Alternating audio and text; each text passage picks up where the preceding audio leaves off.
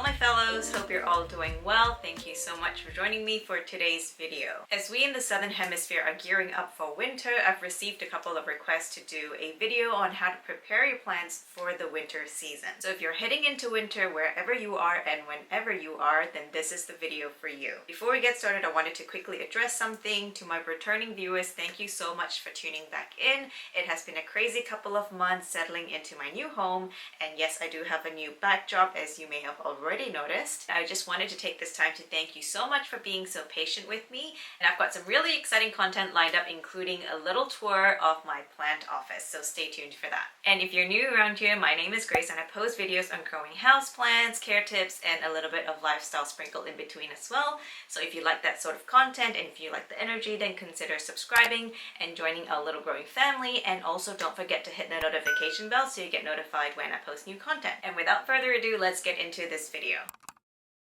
According to my research and also from personal experience when growing tropical houseplants, stable temperatures of around 22 degrees Celsius or 71 degrees Fahrenheit, give or take 5 degrees, would be ideal. When it starts to get a little bit colder, we'll notice a drop in temperature, but as long as it stays within that range, it should still be okay. The only thing to really watch out for are cold drafts coming from your windows or doors, or hot drafts coming from vents if you have your heater on. So make sure to move your plants away from these drafts so as not to shock them too much. And I would also recommend a hygrometer if you don't already have one that has a temperature gauge, so you can keep an eye on the temperature and take action if it dips below the recommended range. So for me personally, if it dips below 17 degrees Celsius, I would turn on my heater or some sort of heating around it to bring the temperature back up a little bit. Not only for the comfort of my plants, but for myself as well.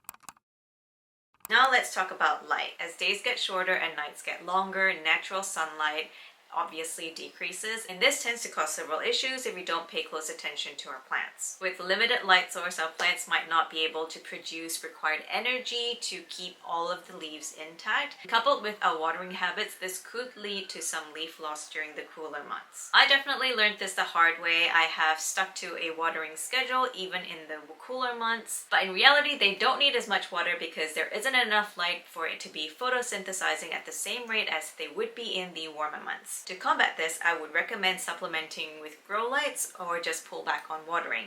Now I know you're going to ask me what sort of grow lights I would recommend, and I definitely have some thoughts on this. I started out using those red and blue grow lights that I got on eBay, and whilst this does help to a degree, I personally had much more success with the broad spectrum lights that I got from Mars Hydro. I can honestly see a huge difference in the rate of growth with the broad spectrum grow lights. So if you can afford it and if your space allows it, I would definitely recommend the full spectrum ones. We can talk more about grow lights in another video, but in the meantime, I will link a resource down in my description box below if you're interested to read more about the difference between the two. And if you're interested to learn more about grow lights in a different video, definitely let me know in the comments below.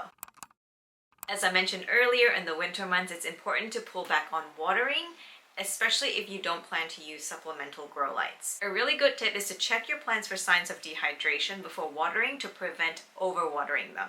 So for example, if they are looking a little bit limp, if their leaves are starting to curl, or if they are less succulent, that's a really good sign that they need a good watering. Another good way to take the guesswork out of all of this is to use moisture meters or susty sticks. I've used both in the past, and I personally prefer to use the susty sticks because of the simple visual cue. If you're not familiar with susty sticks, they generally start out blue when the soil is moist, but when it dries out, it starts to turn white. It's a very simple and intuitive little tool to take all the guesswork out of watering your plants. However, a thing to note is that these sticks are not cheap. They retail for around about 15 to 18 Aussie dollars, depending on the size of the sticks that you want to get, and also they only last from 9 to 12 months and they need to be replaced after that, so keep that in mind. And if you don't want to bother with any of those, all in all, I really just recommend paying close attention to your plants for those signs of dehydration that I talked about earlier.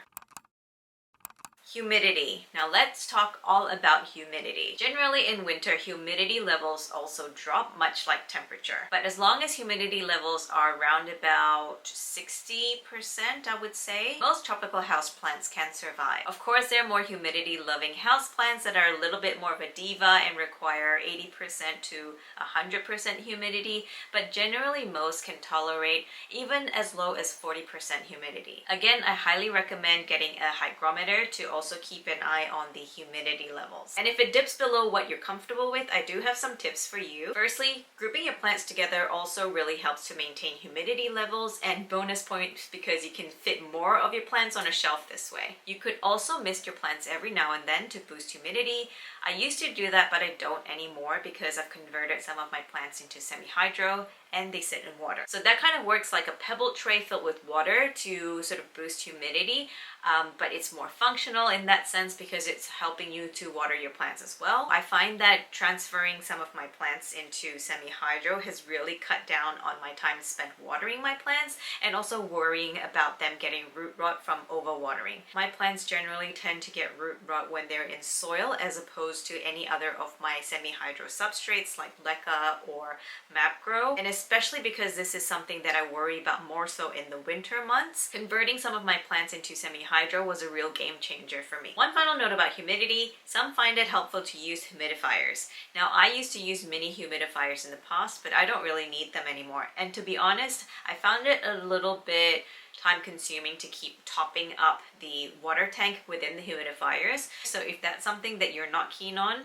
definitely keep that in mind. By the way, guys, if you are enjoying the video so far, definitely let me know by hitting that thumbs up button, and also leave me a comment down below to let me know if you've got any questions or comments for me. Pest management. Some say pests are more prone in the cooler months and to keep a closer eye on them, particularly in winter, but I'd recommend keeping up your pest prevention practices all year round. Check your plants regularly on the front, side, and back, on the stems for any signs of pests, if there's any webbing due to spider mites or any mealybugs or scale or anything like that.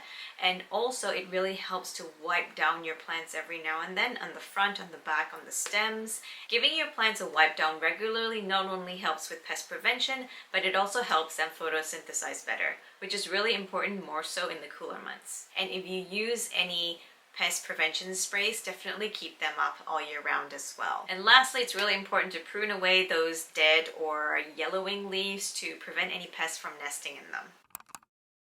Now let's talk about some frequently asked questions when it comes to growing houseplants in the winter. So firstly, should I propagate in winter? We generally try to avoid propagating in winter because it would take twice as long for the cutting to produce any roots in the current conditions. But if you're air layering a plant and they already have some roots, then that should generally be okay. But if you have a controlled environment where you've got the temperature, light, and humidity levels all under control, then it shouldn't be an issue to propagate. Secondly, should I repot my plants in winter? Last I checked, the consensus is to avoid it if you can because it could be too much of a shock to the plant to cope with both the change in climate and a change in environment for its roots. But let's be honest, a lot of us do it anyway, especially if the plant is severely root bound and it can't wait for several more months. And yeah, sometimes it just can't be helped. What about fertilizing? Again, it really depends on your conditions. If you don't control your environment for humidity, for temperature, for light, and all that jazz, then refrain from fertilizing, or you can use super duper diluted fertilizer to prevent from burning the roots of your plants in the cooler months. And lastly, if my plants are going dormant, what do I do? So if you don't already know, the cool temperatures actually trigger dormancy in some plants. For example, plants like alocasias or caladiums do tend to go dormant in winter months if the temperature triggers that dormancy. And when they do, they tend to drop all their leaves and they're left with just the bulb. If that's the case, keep them away from the light and stop watering them. When the seasons change and it starts to get a bit warmer again, you can take them out, put them under the light, give them more sun, and you can start watering them again then. Conversely, there are also some plants that tend to grow in the winter months and come out of dormancy. So if that's the case, then definitely give them as much light as you can and water them as you would normally so you can enjoy them to the fullest extent in the short few months that you have with them. So those are my top tips on how to overwinter your houseplants. I hope you enjoyed and found this helpful. If I've missed anything or if you have any other tips, feel free to share them in the comments down below. And if you want to see more planting content from me, I've left a couple on screen, so feel free to check them out.